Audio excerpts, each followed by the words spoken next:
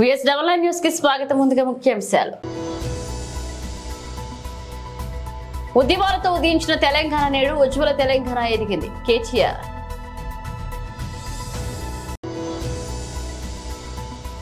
Kishan Reddy help line మరియు సంతకం ప్రచారాన్ని ప్రారంభించిన బీజేపీ తెలంగాణ.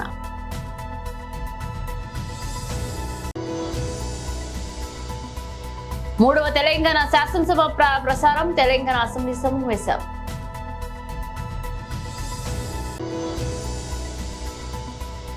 తెనాలి నియోజకవర్గంలో సామాజిక పెన్షన్ల పంపిణీ చేసిన మంత్రి నాదెండ్ల మనోహర్. ఉద్యమాలతో ఉదయించిన తెలంగాణ నేడు ఉజ్వల తెలంగాణ ఎదిగిందన్నారు కేటీఆర్.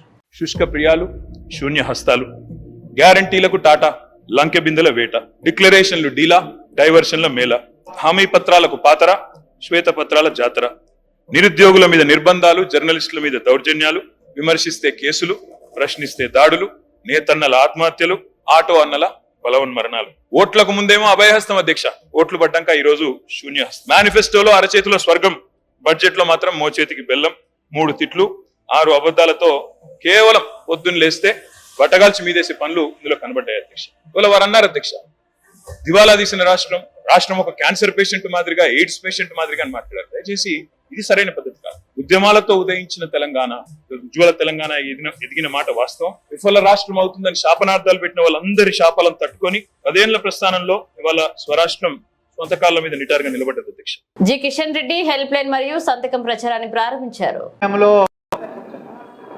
లక్షల రుణమాఫీని బేషరతుగా అమలు చేస్తామని చెప్పి మేనిఫెస్టోలో పేర్కొని ఈరోజు అనేక ఆంక్షలు విధించి ఇలా రైతులను మోసం చేస్తున్నటువంటి కాంగ్రెస్ ప్రభుత్వాన్ని నిలదీయడానికి, రైతులకు, తెలంగాణలో రైతులకు భారతీయ జనతా పార్టీగా మేమున్నామని అండగా నిలబడటం కోసం ఇలా హెల్ప్ లైన్ నెంబర్ని బాధిత రైతుల కోసం ఎవరెవరైతే ఈ ప్రభుత్వం చేతుల మోసపోయిరో వాళ్ళ వివరాలను సేకరించి వాళ్ళ తరఫున కొట్లాడడానికి భారతీయ జనతా పార్టీ రాష్ట్ర శాఖ అధ్యక్షులు కిషన్ రెడ్డి గారు, కేంద్ర మంత్రివర్యులు ఈరోజు రైతులకు అండగా మరి హెల్ప్ లైన్ నెంబర్ను ప్రారంభించబోతా ఉన్నారు.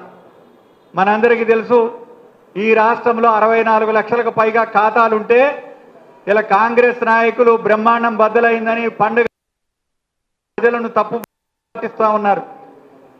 ఈరోజు రుణమాఫీ కాని రైతులు తీవ్రమైనటువంటి వేదనతో ఇలా ఆత్మహత్యలు చేసుకునేటువంటి పరిస్థితి వచ్చింది. అందుకే భారతీయ జనతా పార్టీ వారికి అండగా నిలబడాలని, వారికి మనోధైర్యాన్ని కల్పించడానికి ఈరోజు పెద్దలు కిషన్ రెడ్డి గారు రాష్ట్ర కార్యాలయంలో ఈ కార్యక్రమంలో పాల్గొంటా ఉన్నారు.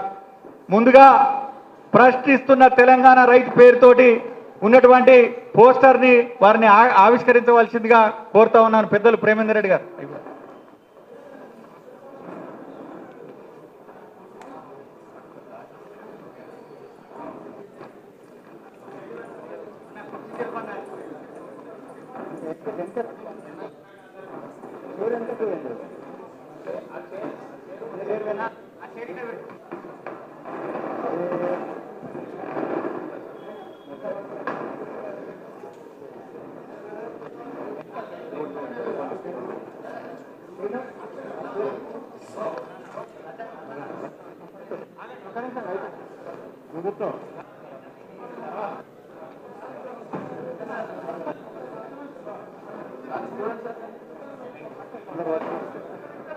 రైతుల ఐక్యత, రైతుల ఐక్యత,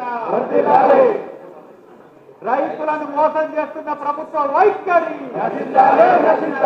అమలు చేయాలి. 2 లక్షల రూపాయల రుణమాఫీని బేషరతుగా వెంటనే అమలు చేయాలి. 2 లక్షల రుణమాఫీని బేషరతుగా వెంటనే అమలు చేయాలి.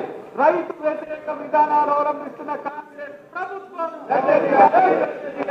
రైతు వ్యతిరేక విధానాలు అవలంబిస్తున్న కాంగ్రెస్ ప్రభుత్వం, రైతులను మోసం చేస్తున్నటువంటి కాంగ్రెస్ ప్రభుత్వం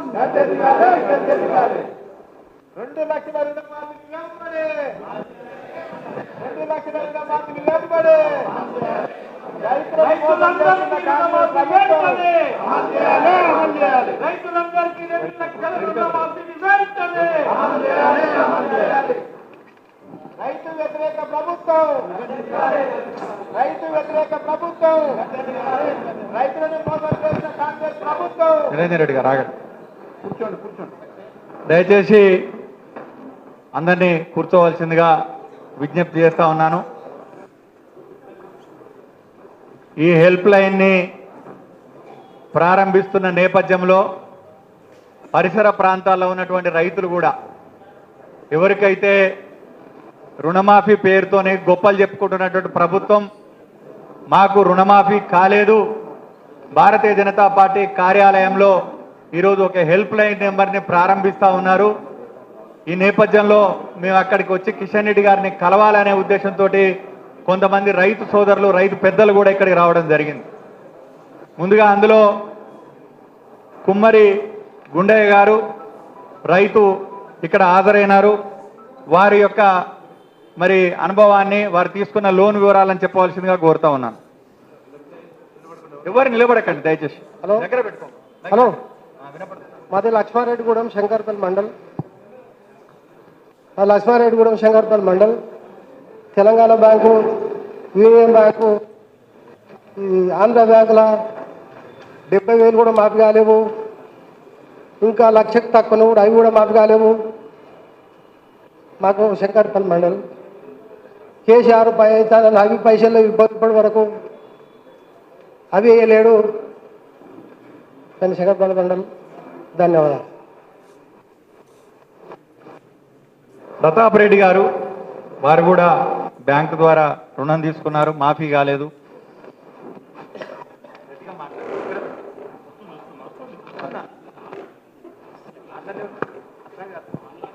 ఇలా మాట్లాడండి. నా పేరు కొలన్ ప్రతాప్ రెడ్డి, శంకర్పల్లి మండల్, కొండకల్ గ్రామము. నేను 1,30,000 రూపాయలు క్రాప్ లోన్ తీసుకోవడం జరిగింది. నిన్నటి వరకు ఎలాంటి మాఫీ జరగలేదు. 1,50,000 వరకు అన్నారు. 1,30,000 ప్లస్ ఒక 8,000 వడ్డీ అయింది, కానీ మాఫీ మాత్రం రాలేదు. దాంతోపాటు మా వారి మీద కూడా ఒక 1,30,000 ఉన్నది. 2 లక్షల్లో అయినప్పుడు ఈయన వస్తుందేమో అని చెప్పి చూస్తున్నాం. ఇంతకుముందు ఎలాంటి షరతులు లేకుండా మాఫీ 2 లక్షల వరకు రైతులకు ఇస్తాం క్రాప్ లోన్ అని చెప్పారు. కానీ ఇప్పుడు ప్రతి ఒక్కరు కూడా 50,000 ఉన్నోళ్ళు, 90,000 ఉన్నోళ్ళు, 70,000 ఉన్నోళ్ళు మా విలేజ్లో కూడా ఇంకా కాలేవు. ఎందుకైతే లేవు అనేది చాలామందికి అపోహలు ఉన్నాయి. ఇంకొకటి చిన్న ఇప్పుడు నా అనుభవమే, మా బాబు బయట చదువుకోనికి పోతుందంటే ఐటీ రిటర్న్ చేస్తేనే లోన్ వస్తుంది అనుకుంటే చిన్నది ఒక 2,000, 5,000, 10,000 ఐటీ కట్టేట్టు నేను 3 సంవత్సరాల నుంచి రైతులు, మామూలు రైతులు, నాకు 4 ఎకరాల పొలం ఉన్నది. ఆ బాబు యొక్క ఎడ్యుకేషన్ గురించి లోన్ వస్తుంది అనుకుంటే దాన్ని కట్టినాం. ఇప్పుడేమంటారంటే ఐటీ రిటర్న్ చేసిన వాళ్ళు లేదా ఈ 5,000, 8,000, 10,000 కట్టిన వాళ్ళు కూడా మాఫీ రాదనే షరతు ఉన్నట్టుగా నాకు తెలుస్తుంది. దాంట్లో నాదిగిన 2 లక్షల రుణమాఫీలో కూడా రాదనేటటువంటి అపోహ ఉన్నది, సందేహం ఉన్నది.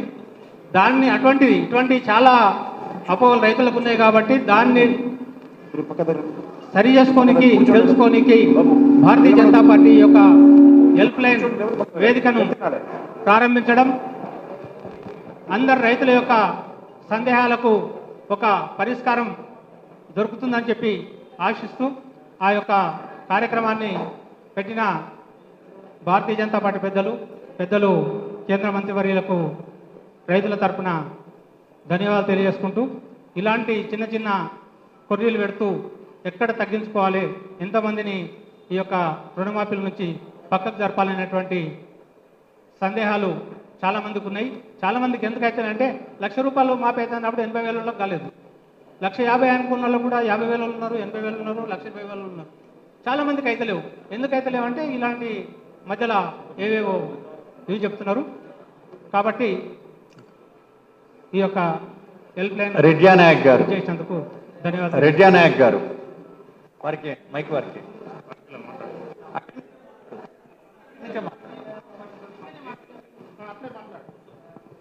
నమస్కారం సార్. నా పేరు ఇండియా నాయక్ వెంకన్న. నేను 90,000 తీసుకున్నాను సార్. నాకు మాఫీ కాలేదు. మాకు వెంకర్ర సార్, పలకనూరు మండలం పలకనూరు మండలం వెంకర్ర. నా పేరు ఇండియా నాయక్ వెంకర్ర తండ. నేను 90,000 తీసుకున్నాను సార్. నాకు మాఫీ కాలేదు సార్. ప్రాణం మీకు సార్. మా దగ్గర తండ సార్. అధికారులకు పోయి చెప్పిర్రా, కలిసిర్రా? మరి మాది మాఫీ కాలేదని అడిగిర్రా? ఎవరు సార్?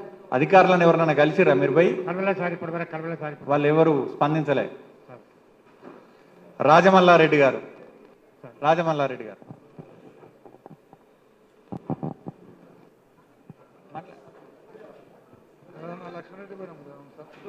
అన్న దగ్గరే పెట్టుకోండి, మైక్ దగ్గర పెట్టుకో. లక్ష్మారెడ్డిగూడెం గ్రామం మాది, శంకర్పల్లి మండలం. నాకు ₹1,00,000 లోన్ తీసుకున్నాను. ₹1,00,000 లోన్ తీసుకున్నాను. ఇదివరకు మాఫీ అనేది లేదు, ఏది అనేది లేదు. రైతు భరోసా ఇస్తాము అని చెప్పారు 15,000. అవి ఇదివరకు లేవు. మార్పు అన్నారు. ఇదే మార్పేమో అని ఆలోచన చేస్తున్నాం సార్. ఎవరిని అడగాలనో ఎవరిని అడగొద్దు అనేది కూడా మాకు ఏం తోస్తలేదు. మేము రైతుం సార్, మేము ఎవరిని అడగాలి ఎవరిని అడగొద్దు అనేది ఒక పెద్ద ఇబ్బంది అయిపోయింది. అందుకే మీరు దయచేసి ఇంతమంది పెద్దలు చిన్నలు అందరూ చూసి గమనించగలని కోరుతున్నాం. కేతావత అంబి,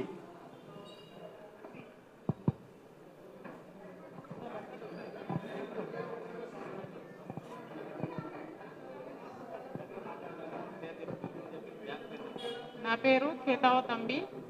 నాది గ్రామం ఎల్జర్ల, మండల్ ఫరూక్ నగర్.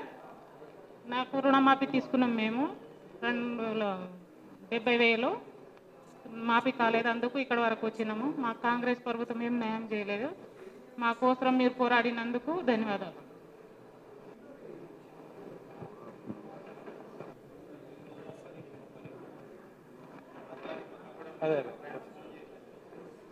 హెల్ప్ లైన్ నెంబర్కి ఫోన్ వచ్చింది, స్పీకర్ అని.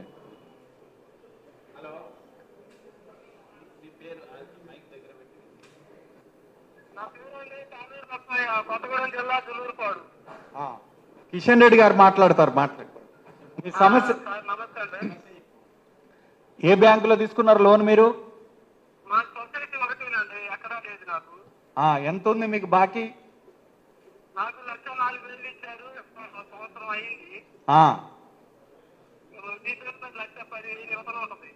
మరి మాఫీ కాలేదు, కారణం ఏం చెప్తున్నారు అధికారులు?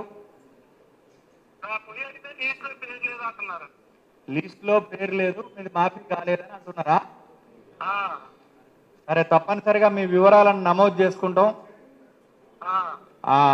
మీ పూర్తి వివరాలను అడిగి తెలుసుకుంటాం. కాల్ సెంటర్ నుంచి నమోదు చేసుకుంటాం. కిషన్ రెడ్డి గారు మన రైతుల పక్షాన మొత్తం వివరాలు సేకరించే దాంట్లో ఇలా ప్రారంభం చేసినాం హెల్ప్ లైన్. మంచిది, మంచిది.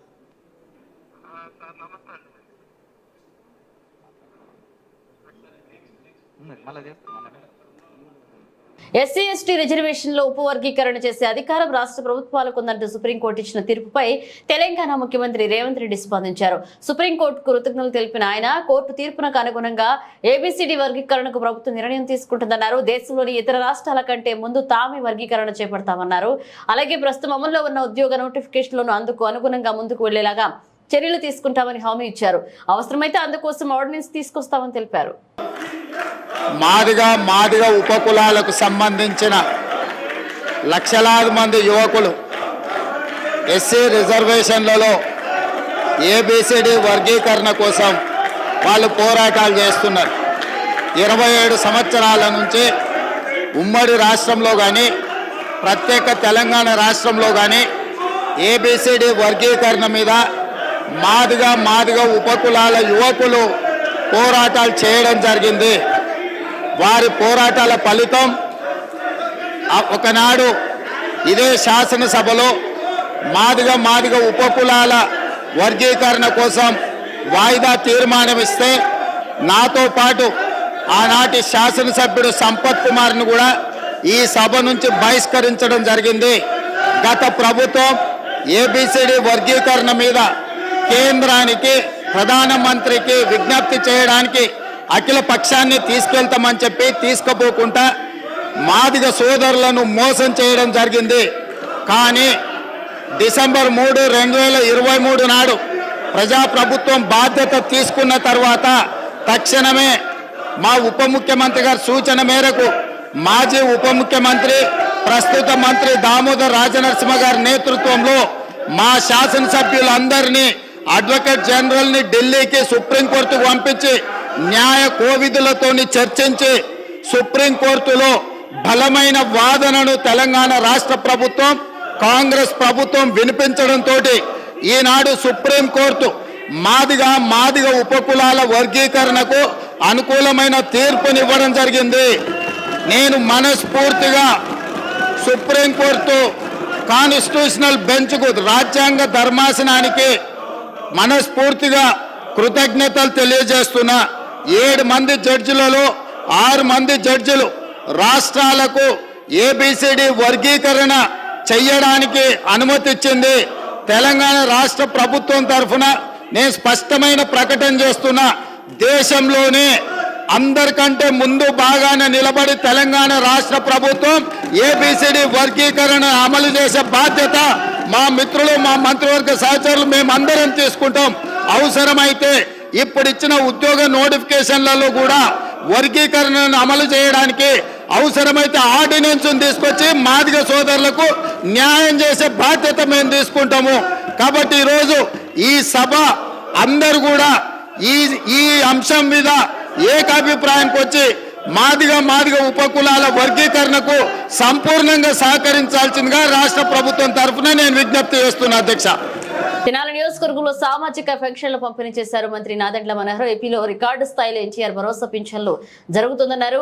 ఉదయం పెన్షన్ల పంపిణీ ప్రారంభమైన 2.5 గంటల వ్యవధిలోనే 63% పూర్తి అవగా మధ్యాహ్నం 12.5 గంటల ప్రాంతానికి 91.83% పంపిణీ పూర్తయిందని అధికారులు తెలిపారు. ఇక గ్రామ వార్డు సచివాలయ ఉద్యోగులు ఉదయం 6 గంటల నుండే లబ్ధిదారుల ఇళ్ల వద్దకు వెళ్లి పంపిణీ కార్యక్రమాన్ని ప్రారంభించారు. మొదటి రోజే 96% పైగా పింఛన్లు పంపిణీ పూర్తి చేయాలని ఉన్నతాధికారుల లక్ష్యంగా నిర్దేశించారు. ఈ మేరకు ప్రభుత్వ ప్రధాన కార్యదర్శి జిల్లా కలెక్టర్లకు ఆదేశించారు. లబ్ధిదారులకు ఎటువంటి ఇబ్బంది కలగకుండా ఇళ్ల వద్దనే పింఛన్లు పంపిణీ చేసే విషయాన్ని ప్రభుత్వం ప్రతిష్టాత్మకంగా తీసుకోవడంతో పెన్షన్ల పంపిణీకి గ్రామ వార్డు సచివాలయ సిబ్బంది వేగంగా నిర్వహిస్తున్నారు. ఇక 2 రోజుల్లోనే 100% పింఛన్ల పంపిణీ పూర్తి చేయాలని కూటమి ప్రభుత్వం లక్ష్యంగా చెప్పుకుంటుంది. ఈ దిశగా అధికారులు చర్యలు చేపట్టారు.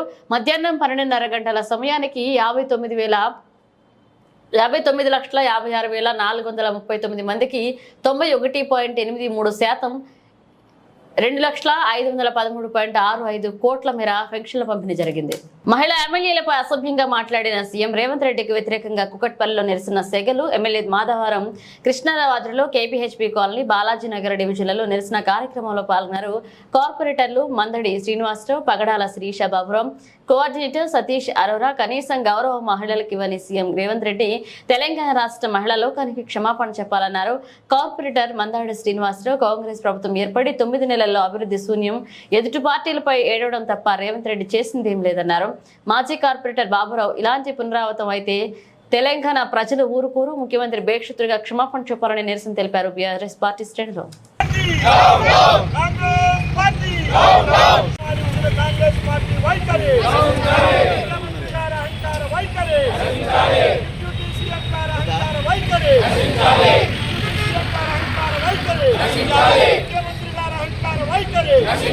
మహిళా సమాజాన్ని అవమానించిన వైఖరి, తెలంగాణ రాష్ట్ర మహిళా సమాజాన్ని అవమానించిన వైఖరి కాంగ్రెస్ పార్టీ.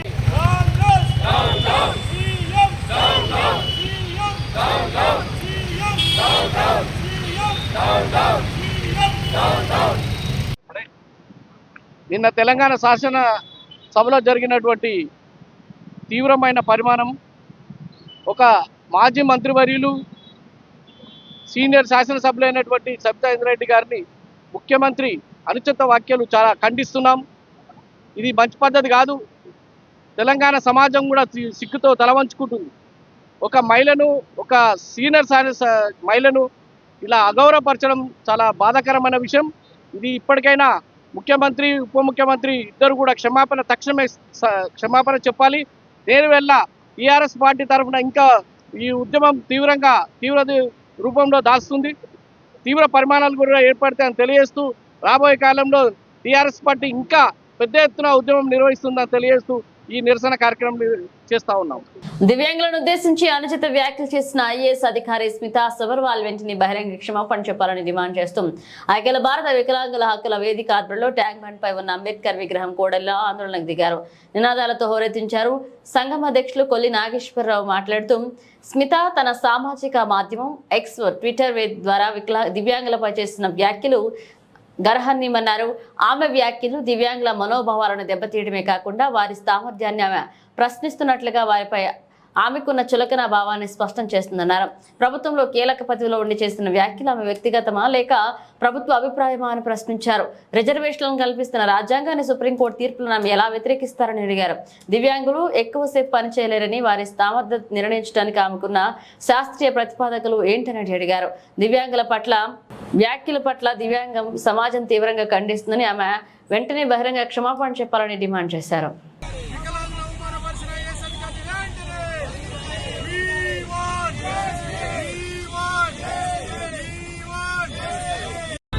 దివ్యాంగుల్ని అవమానపరుస్తూ వాళ్ళ మీద అనేక రకాలుగా ట్వీట్ చేసినటువంటి ఐఏఎస్ అధికారి శ్రీమతి స్మితా సబర్వాల్ని రాష్ట్ర ప్రభుత్వం విధుల నుండి వెంటనే తొలగించాలని మేము అఖిల భారత వికలాంగుల హక్కుల వేదిక డిమాండ్ చేస్తుంది.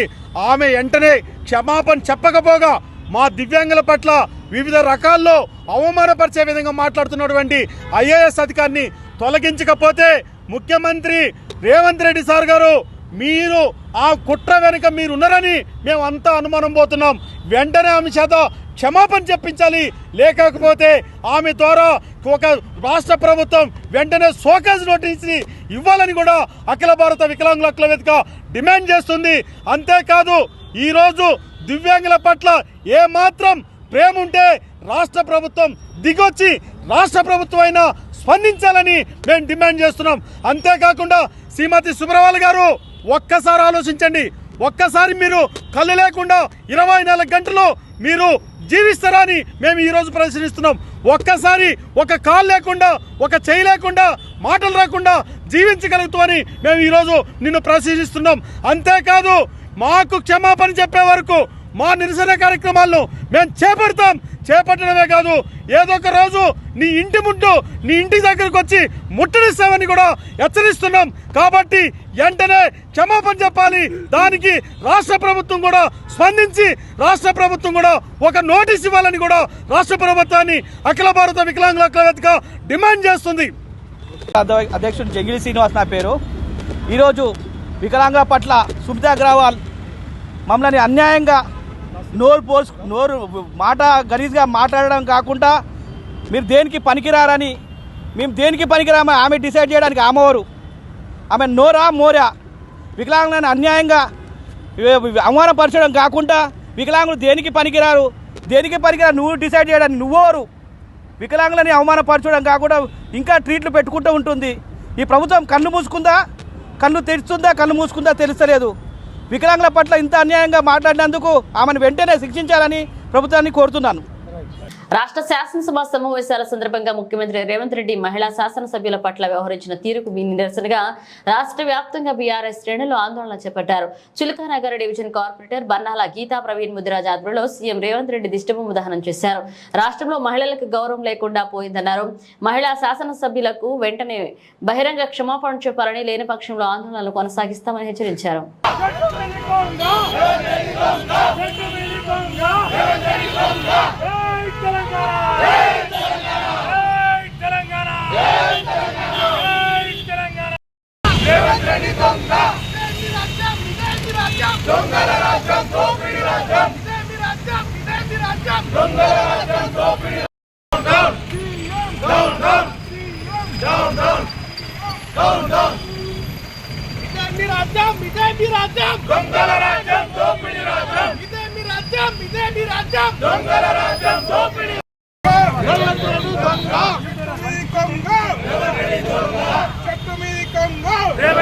బ్రిటన్ ముగించే ముందు హెడ్లైన్స్ మరోసారి. ఉద్యమాలతో ఉదయించిన తెలంగాణ నేడు ఉజ్వల తెలంగాణ ఎదిగింది. కేటీఆర్.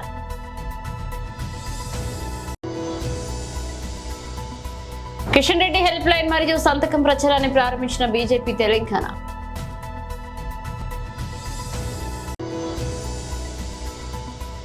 3వ తెలంగాణ శాసనసభ ప్రసారం, తెలంగాణ అసెంబ్లీ సమావేశం.